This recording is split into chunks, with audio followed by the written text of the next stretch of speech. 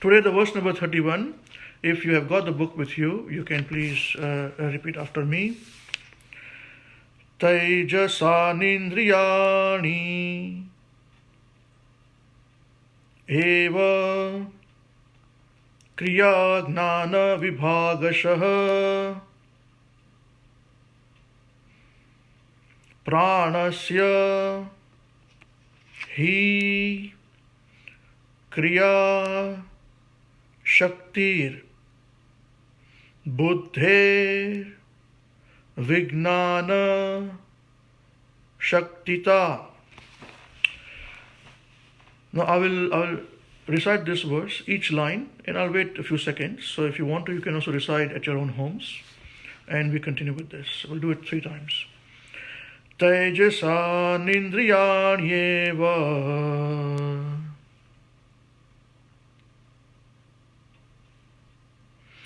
kriya gnana vibhagashaha pranasya hi kriya shaktir buddher vignana shaktita. Do it once more. Tejasa nindriyanyeva kriya gnana vibhagashaha pranasya hi kriya shaktir buddhe vignana shaktita. One more time. Tejasa nindriyanyeva kriya gnana vibhagashaha pranasya hi kriya shaktir buddher vignana shaktita.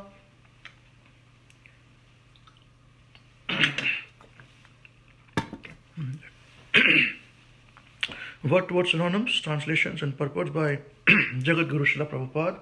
Jagat Guru Srila Prabhupada ki jai. If you can repeat after me, please.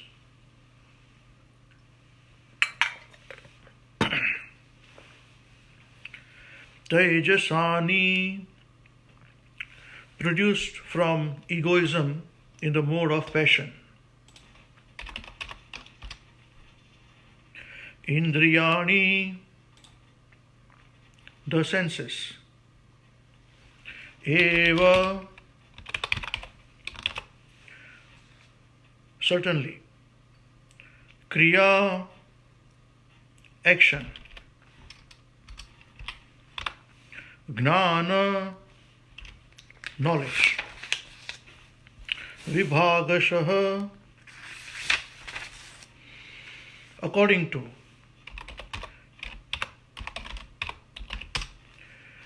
Pranasya, of the vital energy. He, indeed. Kriya Shakti, the senses of action.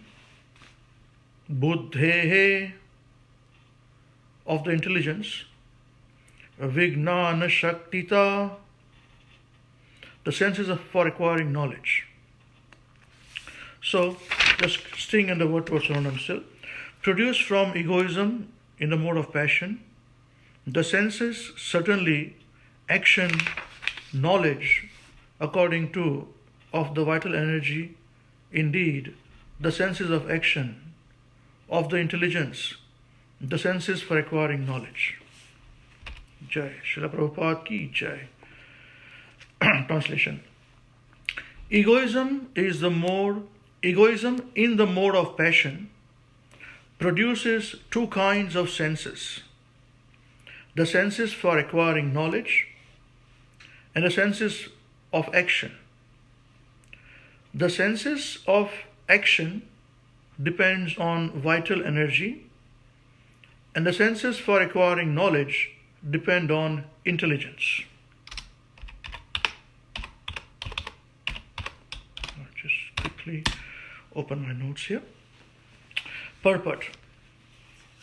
It has been explained in the previous verses that mind is the product of ego in goodness, and that the function of the mind is acceptance and rejection according to desire. But here, intelligence is said to be the product of ego in passion. That is a distinction between mind and intelligence. Mind is a product of egoism in goodness, and intelligence is a product of egoism in passion. The desire to accept something and reject something is a very important factor of the mind. Since mind is a product of the mode of goodness, if it is fixed upon the Lord of the mind, Aniruddha, then the mind can be changed to Krishna consciousness. It is stated by Narottam Das Thakur that we always have desires. Desire cannot be stopped. But if we transfer our desires to please the Supreme Personality of Godhead, that is the perfection of life. As soon as the desire is transferred to lording it over material nature, it becomes contaminated by matter. Desire has to be purified. In the beginning, this purification process has to be carried out by the order of the spiritual master. Since the spiritual master knows how the disciples' desires can be transformed into Krishna consciousness. As far as intelligence is concerned, it is clearly stated here that it is a product of egoism in passion. By practice, one comes to the point of mode of goodness, and by surrendering or fixing the mind upon the Supreme Personality of Godhead, one becomes a very great personality or Mahatma. In Bhagavad Gita, it is clearly said, Sa Mahatma Sudurlabha. Such a great soul is very rare. In this verse, it is clear that both kinds of senses, the senses for acquiring knowledge and the senses for action, are products of egoism in the mode of passion. And because the sense organs for activity and for acquiring knowledge require energy, the vital energy or life energy is also produced by egoism in the mode of passion. We can actually see, therefore, that those who are very passionate can improve in material acquisition very quickly.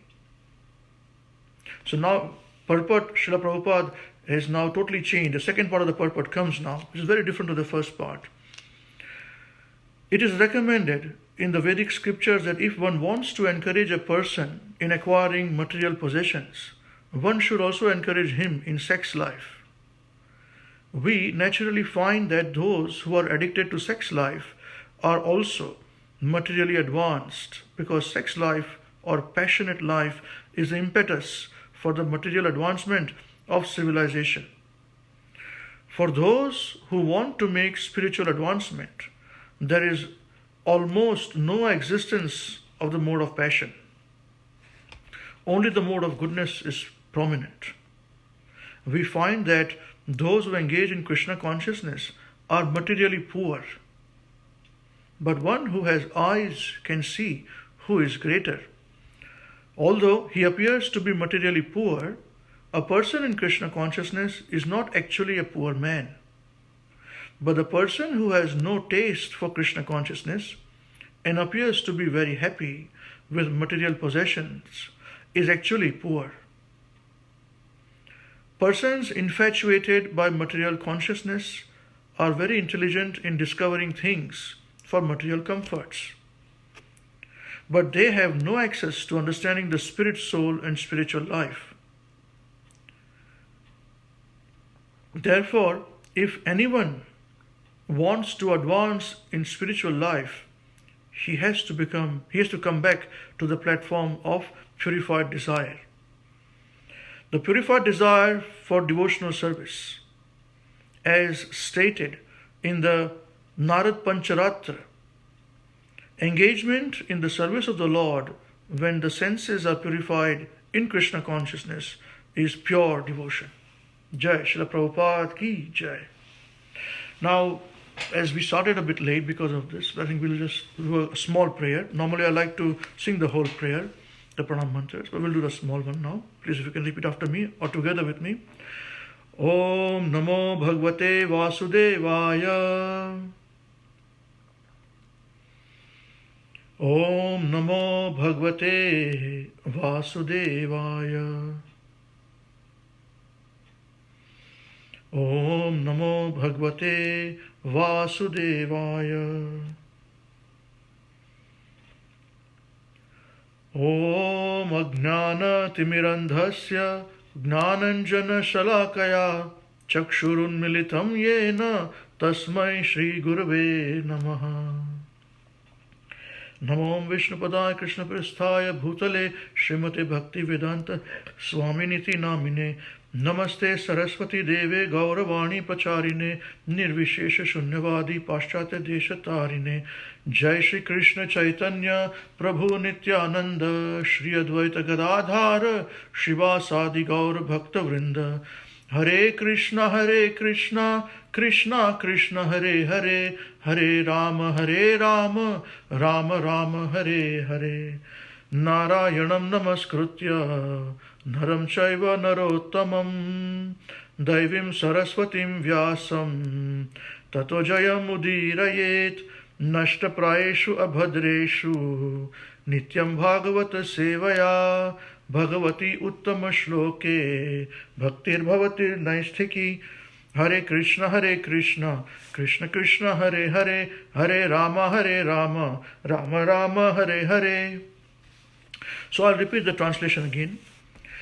Egoism in the mode of passion produces two kinds of senses: the senses for acquiring knowledge and the senses of action. The senses of action depend on the vital energy, and the senses for acquiring knowledge depend on intelligence. So here there are four elements mentioned by in the Srimad Bhagavatam in the translation by Srila Prabhupada. And Srila Prabhupada has broken down the purport into two main broad categories. One category, which is on the first part of the purport, is very technical about how the ego, material ego, when it mixes with mode of goodness, mind develops. And when material ego or false ego, when it comes in contact with mode of passion, then we got intelligence coming up. Now, there are two kinds of senses, as we understand here mentioned. One is the knowledge acquiring senses. I normally would like to have very interaction. I'm a very interactive person with this. But if you want, you can please type out when we can have this discussion, saying that what are the knowledge acquiring senses? I'll wait just a few seconds. If you want to type out, you can do so. And what are working senses? Anybody would like to mention, please? So yes, knowledge acquiring senses are the five: eyes, ears, nose, skin, touch. And the working senses are also five, which are the speech, power of speech, the hands, legs, anus and genitals. Now, it is mentioned here that these 10 senses are product of mode of passion, egoism in mode of passion. And the working senses are senses on action. They are dependent upon vital energy, which we know is pranas. It's mentioned as pranasya, of the vital energy, or pranavayu, a prana. And the knowledge acquiring senses is dependent upon intelligence. Now, this is very interesting to know how come the knowledge acquiring senses are dependent upon intelligence, and they are in turn product of passion. The whole material creation, when it is created, it's in a very different state. We'll discuss that point too. But before that, here on the second part of the purport, Srila Prabhupada mentions that those people who have no knowledge about the working of the senses and how they interact with matter, at what levels they are in.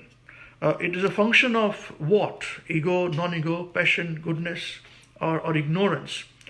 They are actually living life just like animals.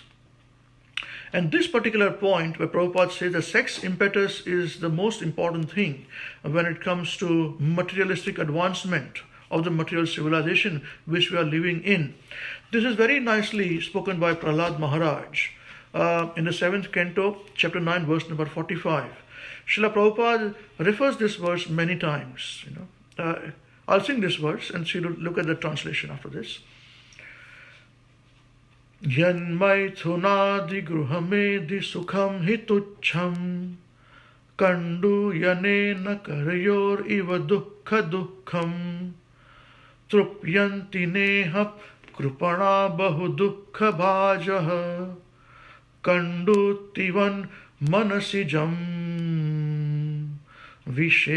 vishaheta dhiraha.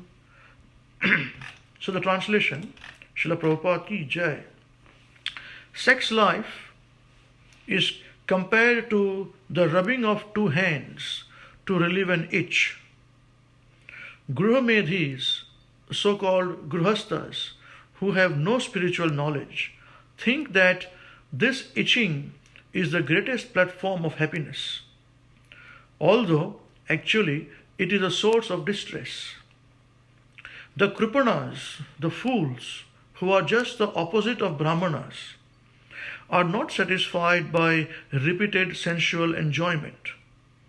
Those who are dhira, however, who are sober and who tolerate this itching, are not subjected to the sufferings of fools and rascals. So here, this is a very hard-hitting verse spoken by and sung by Prahlad Maharaj. And Srila Prabhupada, in the hard-hitting purport, both even in the current purport as well as in that purport, Prabhupada mentions that materialistic possessions, a person who is materialistically thinking and inclined, that person is very clever in earning money, growing his material benefits, enjoyment. And for that, sex life is very predominant. You see, sex life, as we understand, is the impetus. The moment somebody earns money or somebody wants to earn money, drinking, illicit sex, meat eating starts with it. And with some money, you got gambling. And they think that by doing some bit of charity here and there, they are doing all good. I remember meeting a person here in New Zealand. He said that I'm a very pious person. He was trying to show to me. I said, okay. And he said that every weekend I meet my friends and I gamble. I said, okay. And he says, whatever money I earn from gambling with my friends, we meet the whole day, we gamble the whole day, he says. And whatever money I earn from my gambling, I donate this money. So I'm doing very nicely. I said, you are a very pious person. So I was very happy, And then I said, what if you lose? You are such a rich person, you got so many multi-properties and business. So what do you do if you lose? He was stunned by this question. I said, well, do you donate money if you lose? You have got so much money. And he became very, his face really was very confused. He said, I said, what is the use of earning money from gambling and donating? It is great, but best if you donate without gambling also. And this is so wrong. Now, this person who does this and they pat themselves at the back by doing some things here and there, guaranteed in the gambling match, when they do gambling for the whole day, on the cards, there will be alcohol, there will be meat eating. And for all practical reasons, there will be illicit sex also without knowledge of the family. In all these situations, when we are surrounded by these things, of course there are coronavirus situations going to happen.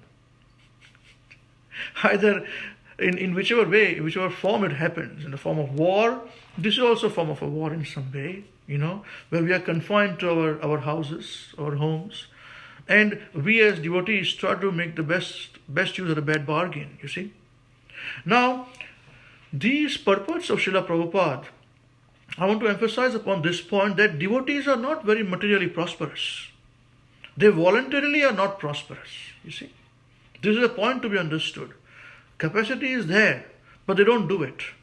Why? Because their focus is to become devotees of Krishna, is sense control.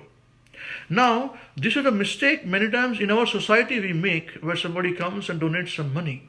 We say, oh, he's such a nice devotee. Of course, it's very good when somebody donates money rather than not donating money for temple and preaching activities in Krishna consciousness. It's very good. But here Prabhupada says that better than all these things are those people who are sober, dhira, who are devotees, who may be materially pauper, but they are far richer, far prosperous than materialists. Why? Because they are engaging their senses. In the last sentence, Prabhupada refers to Narad Pancharatra.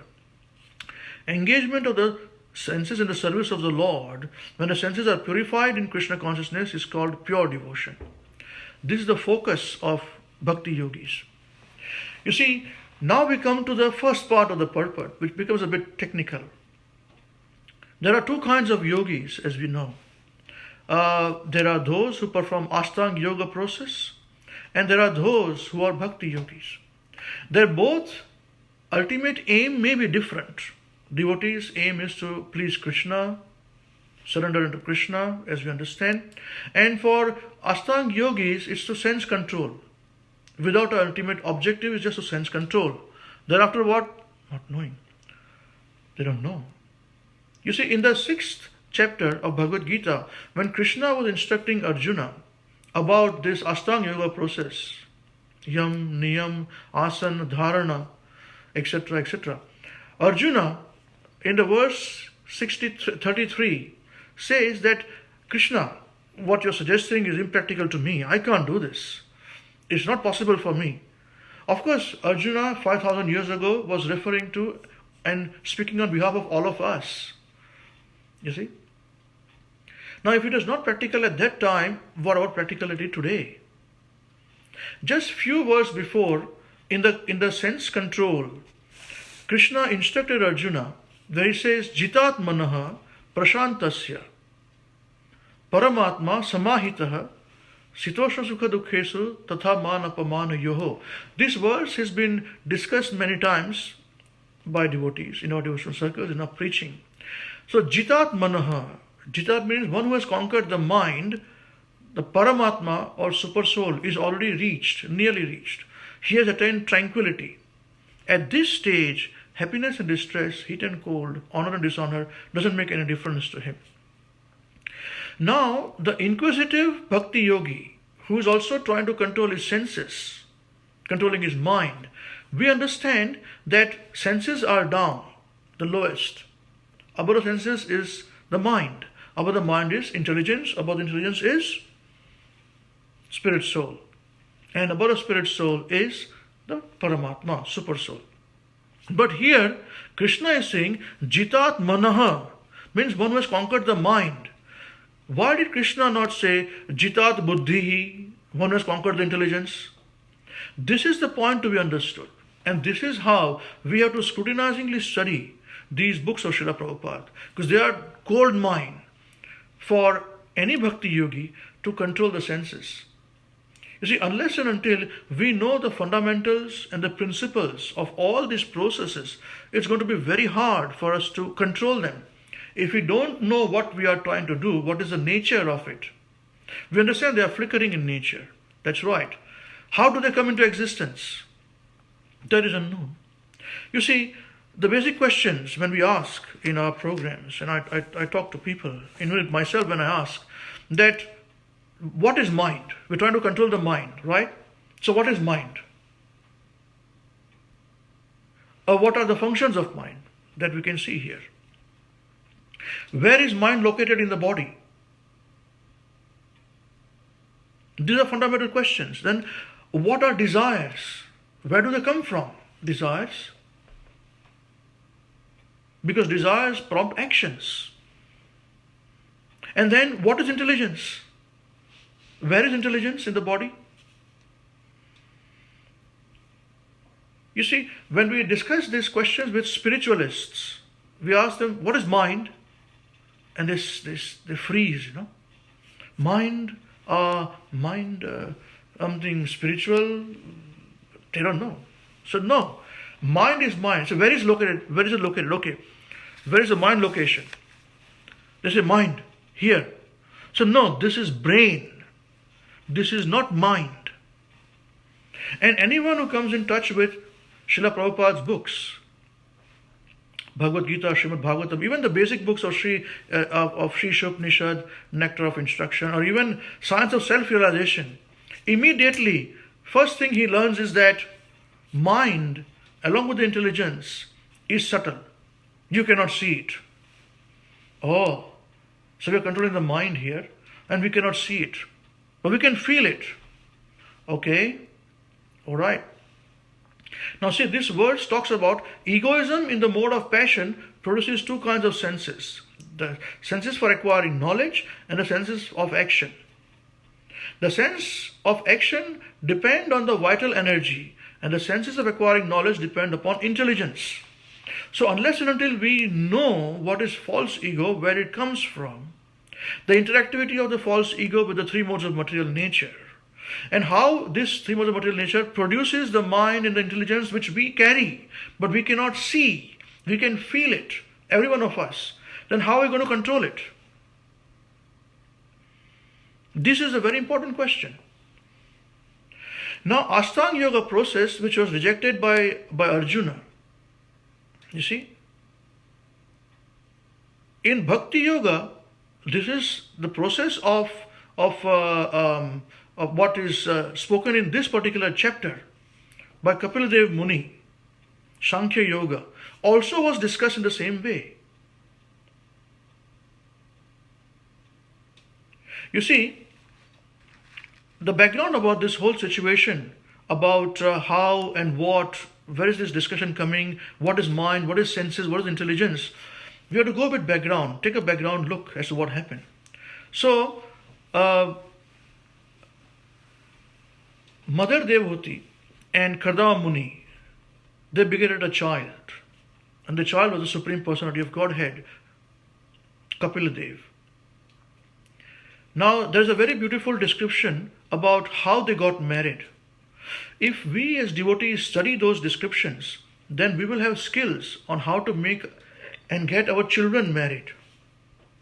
And if ourselves to get married too, what do they see with each other? That's the topic for another discussion.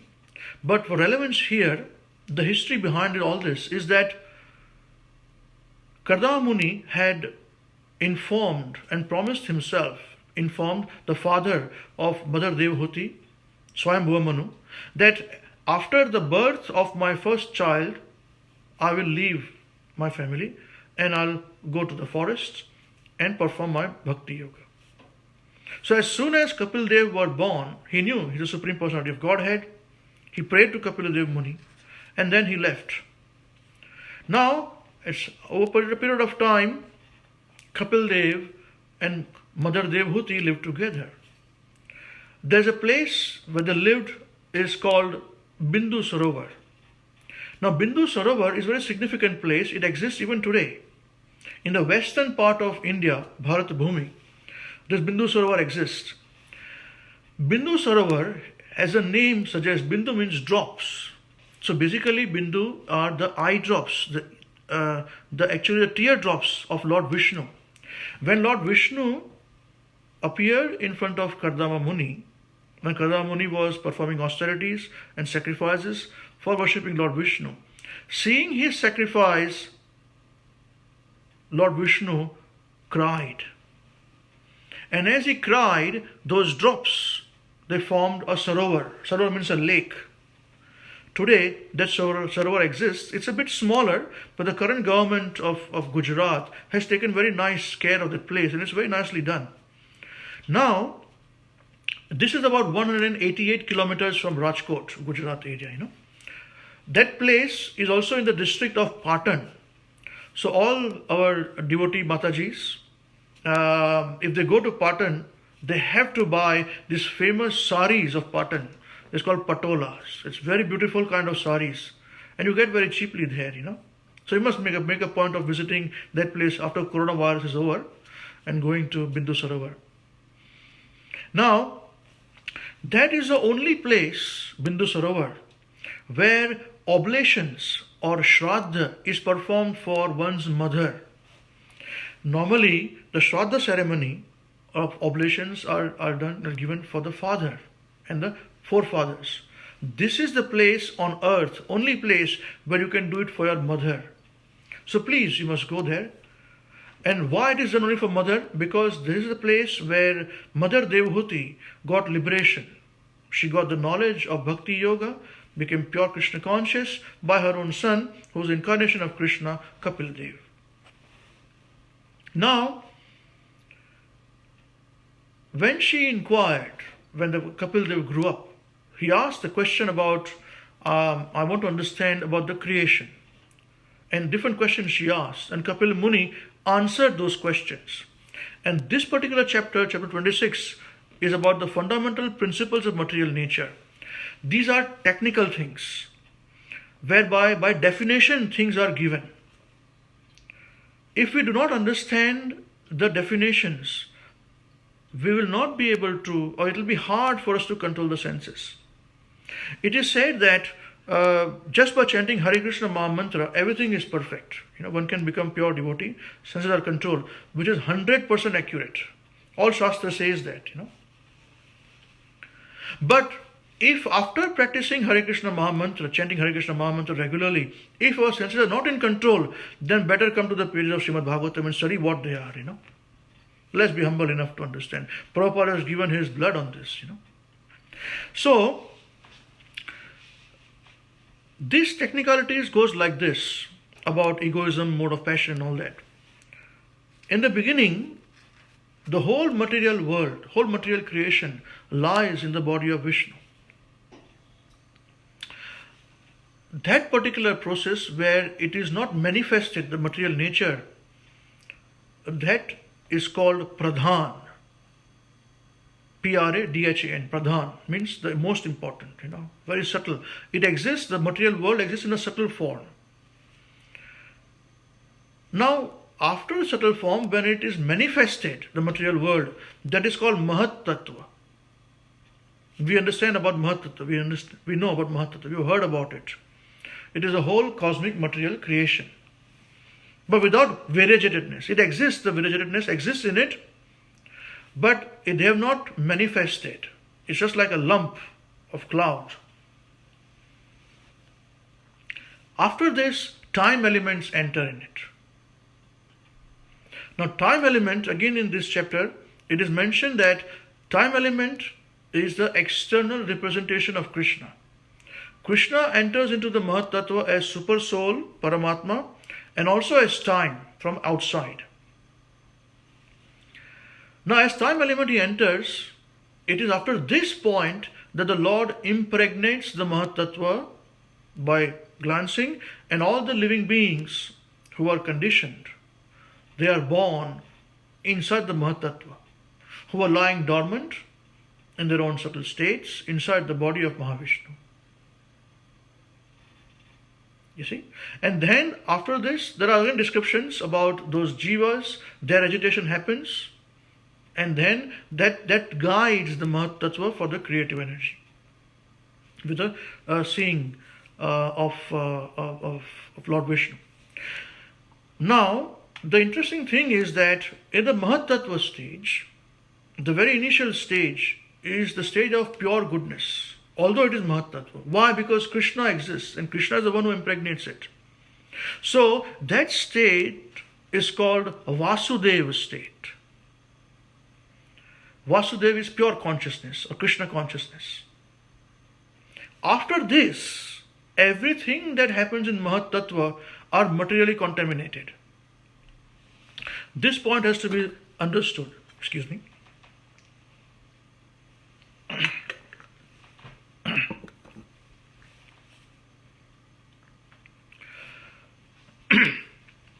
Sorry, my throat became dry a bit. Now, because it is Shuddha Sattva, okay, because the touch of Mahavishnu, is pure goodness. That is the reason why whenever we study Srimad Bhagavatam or Bhagavad Gita, we invoke Vasudev, Lord Vasudev, by saying Om Namo Bhagavate Vasudevaya. Because it is this invocation, by the mercy of Lord Vasudev, we can go beyond Pare. We can go beyond this material world. Because these topics are transcendental. Okay? Now, after the Vasudeva stage, material ego manifests. Now, material ego, again it manifests as an energy of Krishna. This is where it is capturing all of us. It is through material ego, which is an active principle. Material ego is an active principle. Means that actions take place through this material ego. And when it interacts with the Mahatattva, the good, passionate and ignorance, these three elements are then interacted with ego. You see, that's where the three modes of material nature, they manifest along with the mind, sense perception, organs of actions, and gross elements. Gross elements means earth, water, fire, ether. All these are then they manifested after material ego enters and touches the Mahatattva.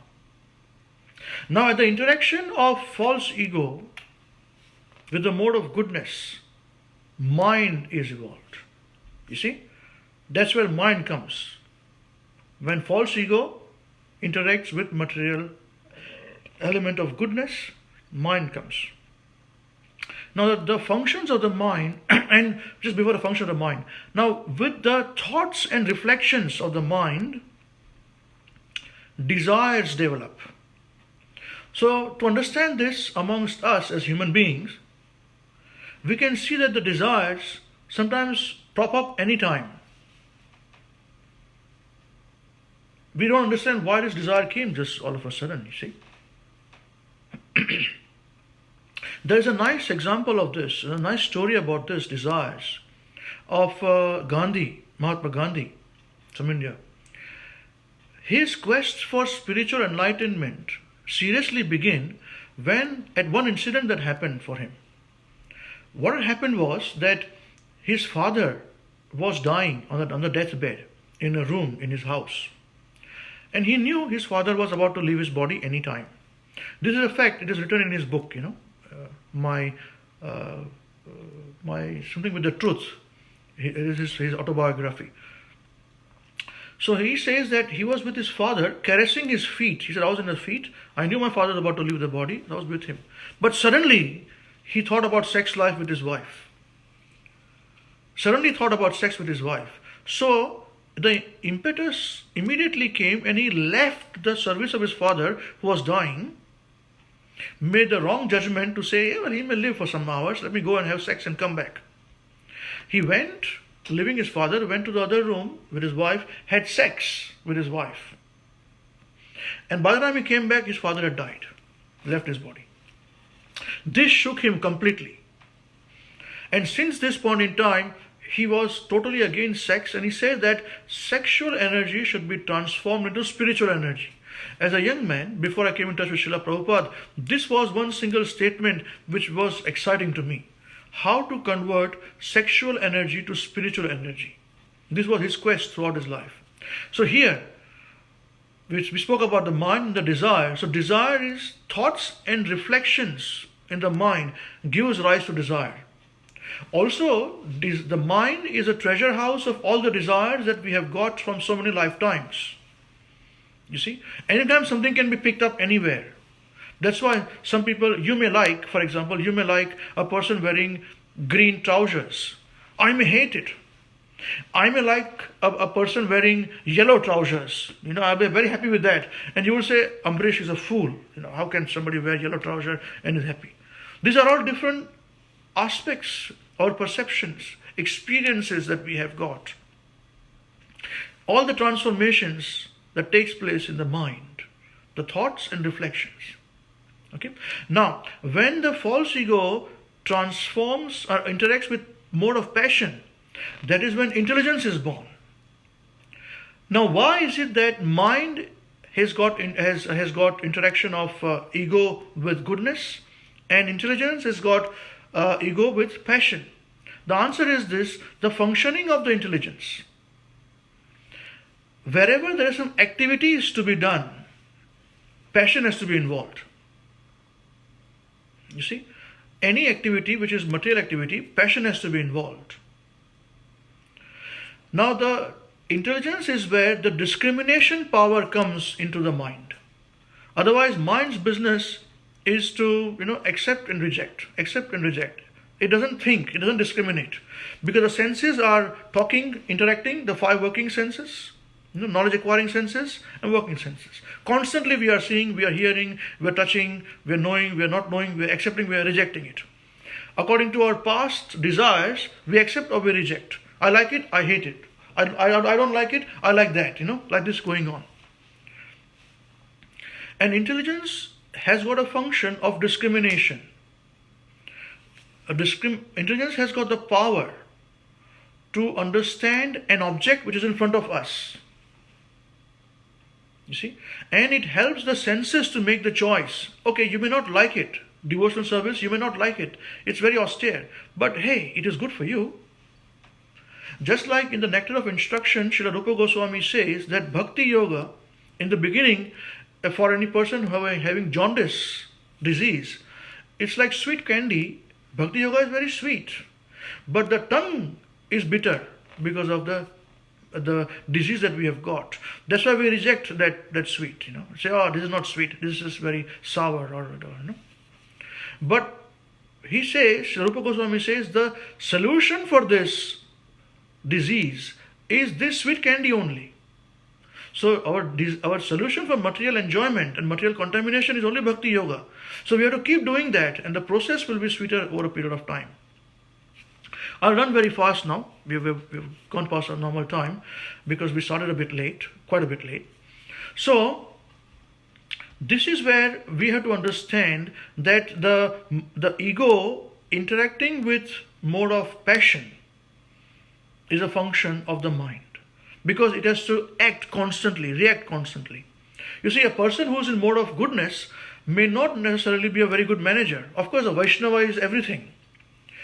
To get work done, one has to be a bit more passionate. Sometimes something has to be spoken, has to be done, get work done, So, wherever there is getting work done comes, is passion involved.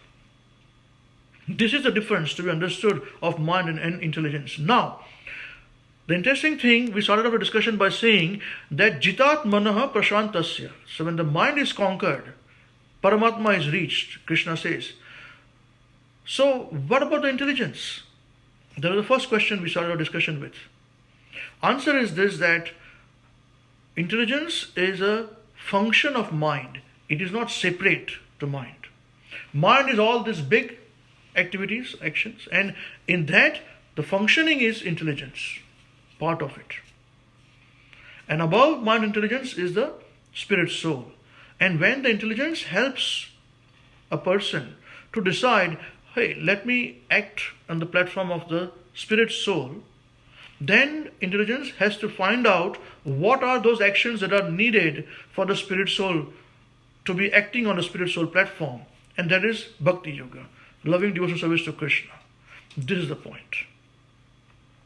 So, a Bhakti Yogi, Srila Prabhupada finishes the purport with reference to Narad Pancharatra and references of how the senses of the person or a devotee has to be used to be termed as a pure devotee. Now, what is the main difference between a devotee and a pure devotee? There's not major. Again, the fundamental. If we stick to the fundamentals, we'll know everything very clear. The difference between a pure devotee and a non-pure devotee is just a pure devotee has a constant remembrance of Krishna. And a devotee who is not pure devotee will not have constant remembrance of Krishna. That's it. No complications.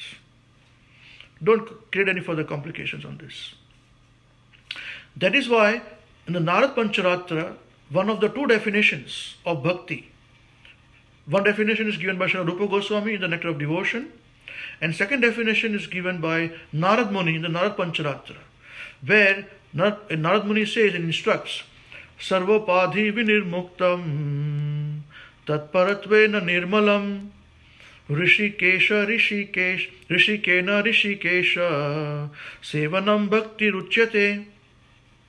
So translation, bhakti or devotional service means engaging all our senses in the service of the Lord, the Supreme Personality of Godhead, the Master of all senses. When the spirit soul renders service unto the Supreme, there are two side effects. One is freed from material designations, and one's senses are purified simply by being employed in the service of the Lord. You see? So as Bhakti Yogis, we have chosen the path not of Ashtanga Yoga, but of Bhakti Yoga, which is the simplest process. But ultimate objective is to control the senses to be engaged in Krishna's service. If we do not understand this, then we will not be able to control our senses. We don't want to change our senses.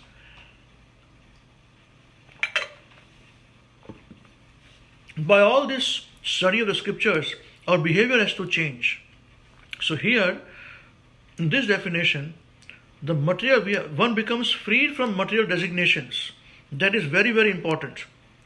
If we are free from designations, then we are pure. Tat paratmena nirmalam, in that pure nirmal state. What are designations? We know what designations. I am Ambarish Das, I am a father of Krishna Sabra Krishna Das, husband of Purnapagya Devi Dasi, this is my house, this is my mobile phone, this is my chair, this is me, all designations. And my brother has got a child, so I become the child's uncle. No, what did I do, man? Again, additions. When his child gets married, I'll become, another uncle of another person. All designations are constantly adding in the material world.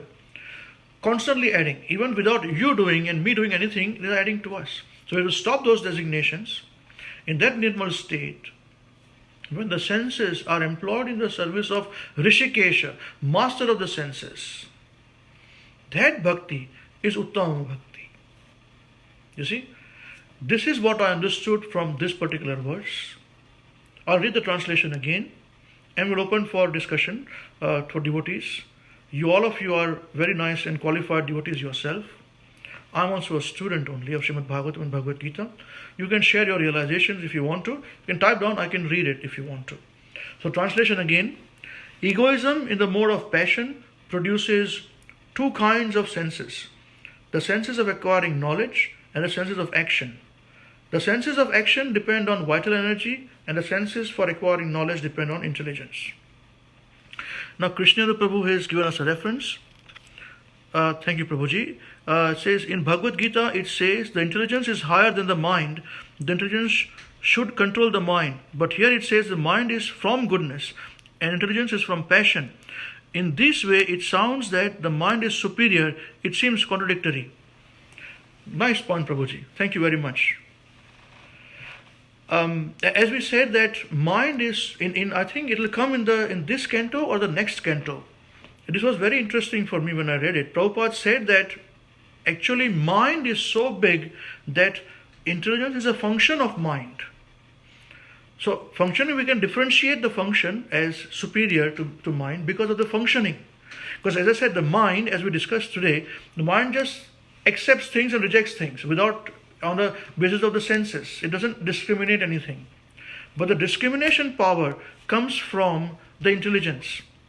It is at this stage that the intelligence would say that, hey, the object which is in front of us, is it good for us or bad for us? Because of the functioning, it is superior. Otherwise, everything is mind only. That is why Jitat Manaha Prashantasya. Krishna says that one who has conquered the mind, Prashantasya, has achieved tranquility. Because he has achieved Paramatma stage of realization. 6.7. I hope, did we discuss this point, Prabhuji? Would you like to say anything more on this?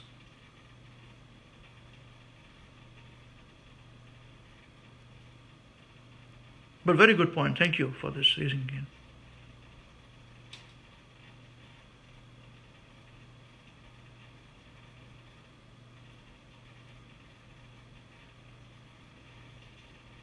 Yeah. I'll wait for just a couple of more seconds. If devotees would like to share their realizations. No, thank you, Prabhupada. Thanks to you. Hare Krishna. Because I was very baffled when Prabhupada said that.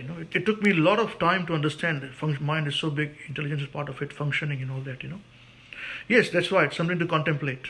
Absolutely right. Thank you. Thank you.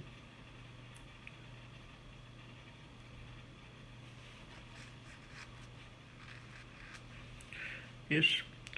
In the meantime, as you contemplate, if you write something, I just wanted to say and share. Thank you very much to every one of you who participated today and guided us. And also, this is a very nice arrangement where we can make the best use of the bad bargain. It is best for devotees. They can be in the house and you can chant and you can associate, if not physically, at least on cyber way. Ajagar Vritti, Srila Prabhupada says. Vijajagar Vrittis. We are all Ajagars, Prabhupada's mercy. Okay, I think, Arjuna Prabhu wants to say, let's not forget the word mind could be used to mean different things in those different statements. Absolutely right. That is also true. Just like Atma can be used for mind also, and intelligence also, and Atma also, spirit soul also. Thank you, Prabhuji, Arjuna Prabhu. And Aganta Prabhu saying, I could hear your Gurudev when you say, saying Jarada Madhava. Oh, Prabhu, Hare Krishna. Thank you very much.